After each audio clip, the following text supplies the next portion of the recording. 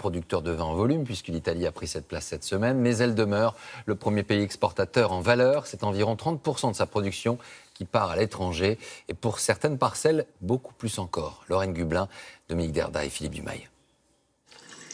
Ils se sont forgés une renommée internationale. Les vins français sont consommés dans le monde entier. Chez ce négociant, par exemple, 10 000 références de vin, des grands Bordeaux notamment. Plus de la moitié de son commerce, il le fait à l'étranger.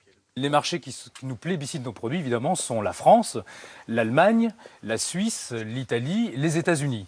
Dans le vin français, ils viennent chercher finalement l'excellence du savoir-faire viticole français. Aujourd'hui, les vins français sont exportés dans 147 pays. Et chaque pays a ses crus préférés. Par exemple, 20% des vins de Loire sont exportés vers les États-Unis, le Royaume-Uni ou encore la Belgique. Dans le Bordelais, 42% des vins partent à l'étranger. Le premier acheteur, la Chine.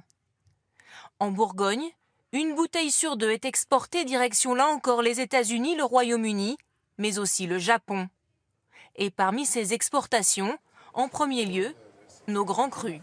Malheureusement, depuis quelques années, nos plus prestigieux crus, que ce soit en Bourgogne ou à Bordeaux, ont beaucoup de tendance à partir à l'étranger. Ce sont des vins très chers, trop chers sans doute aujourd'hui pour le marché français. On parle de vins à plus de 50 € la bouteille. Donc ils partent énormément vers l'Asie, vers les États-Unis, vers l'Amérique du Sud aussi par exemple. De grands crus qui ont aussi du succès en Russie. Dans ce magasin du centre de Moscou, de nombreux vins français, Bordeaux ou encore Bourgogne, même les plus rares et les plus chers. Celui-ci coûte 12 000 €. C'est une très bonne année. Un Pétrus millésime 2009. En 2014, la vente de vin à l'étranger a rapporté plus de 9 milliards d'euros à la France.